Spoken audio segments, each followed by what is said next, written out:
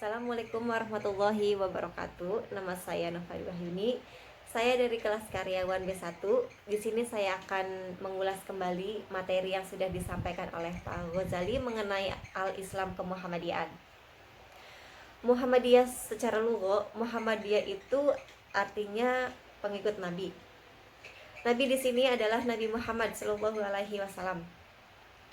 Sesuai dengan pengertian lugha tadi, Muhammadiyah terdiri dari dua kata, yaitu Muhammad dan Iyah. Muhammad sendiri artinya Nabi Muhammad dan Iyah artinya pengikut.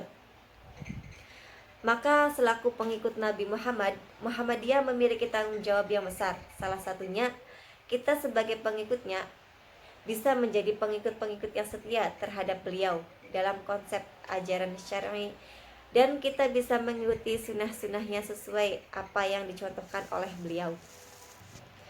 Muhammadiyah sendiri memiliki misi. Misi tersebut ada 4, yaitu yang pertama, menegakkan keyakinan tauhid yang murni sesuai dengan ajaran Allah Subhanahu wa taala yang dibawa oleh Rasulullah, yang disyariatkan sejak Nabi Nuh hingga Nabi Muhammad SAW. Yang kedua, memahami agama dengan menggunakan akal pikiran sesuai dengan jiwa ajaran Islam untuk menjawab dan menyelesaikan persoalan-persoalan kehidupan yang bersifat duniawi. Yang ketiga, menyebarluaskan ajaran Islam yang bersumber pada Al-Quran sebagai kitab Allah yang terakhir untuk umat manusia sebagai penjelasannya. Dan yang keempat, mewujudkan amalan-amalan Islam dalam kehidupan pribadi, keluarga, dan masyarakat.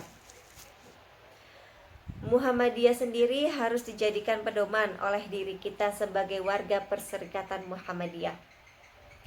Ada 3 komponen yang harus dipegang oleh kita.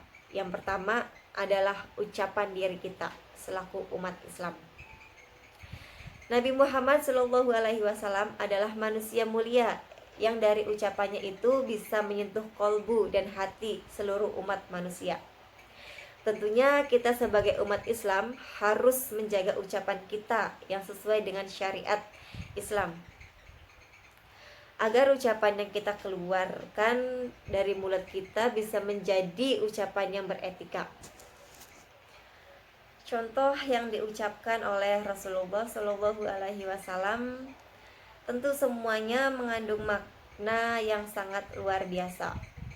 Kita sebagai umat Nabi Muhammad SAW tidak boleh mengucapkan yang menyinggung, apalagi menyakiti seluruh umat manusia. Dan yang kedua adalah perbuatan.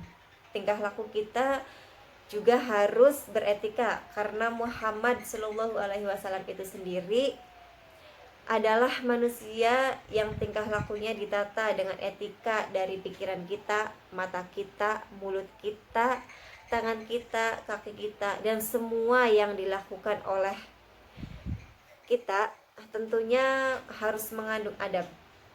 Maka sebagai warga perserikatan hendaknya mampu memberi contoh kepada seluruh umat manusia bahwasanya perbuatan itu benar-benar sesuai dengan tuntunan yang dicontohkan oleh Rasulullah Muhammad SAW.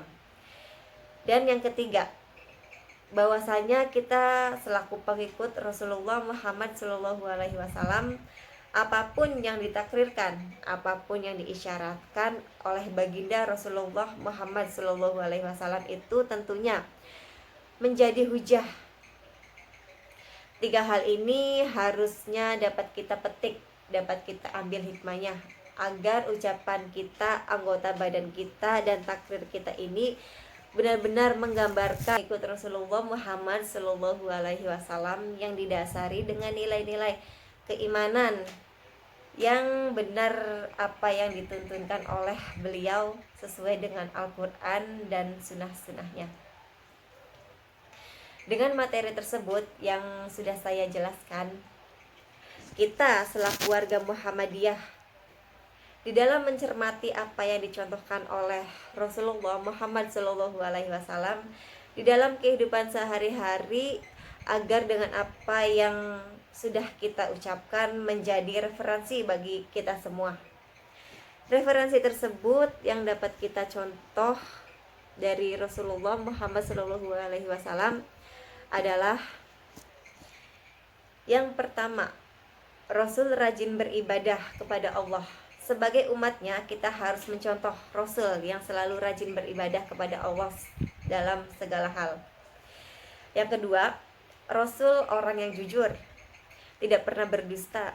Sebagai umatnya, kita harus senantiasa berlaku jujur dalam berperilaku kepada setiap orang. Yang ketiga, Rasul orang yang dapat dipercaya dalam memegang amanah. Oleh karena itu, sebagai umatnya kita harus selalu berbuat amanah kepada setiap semua orang. Yang keempat, Rasul orang yang cerdas. Sebagai umatnya, maka kita harus menjadi orang yang pandai. Kita harus menguasai ilmu pengetahuan, baik ilmu agama maupun ilmu keduniawian. Dalam melaksanakan perintah Allah dan Rasul-Nya pun harus didasarkan ilmu. Yang kelima, Rasul selalu menyampaikan kebenaran sepahit apapun kepada orang lain. Sebagai umatnya, kita harus menyampaikan kebenaran walaupun dirasakan sakit. Dan yang terakhir, Rasul selalu sabar dalam menghadapi ujian dari Allah Subhanahu wa Ta'ala, tidak pernah berputus asa. Kita harus yakin dengan ketetapan yang telah Allah berikan. Kita harus sabar dalam melaksanakan tugas dan amanah yang diberikan oleh Allah Subhanahu wa Ta'ala, dan kita tidak boleh berputus asa. Dan sebagai bukti dasar bahwa yang bisa disampaikan yang terkait dengan al-Islam kemuhammadiyaan adalah contoh bukti dasar tersebut adalah seorang guru yang mampu memberikan ilmu agama kepada anak-anak didiknya sesuai dengan syariat Islam, karena sudah menjadi kewajiban seorang guru untuk memberikan contoh yang baik untuk peserta didiknya. Demikian materi yang dapat saya sampaikan. Bila ada salah mohon dimaafkan. Wassalamualaikum warahmatullahi wabarakatuh.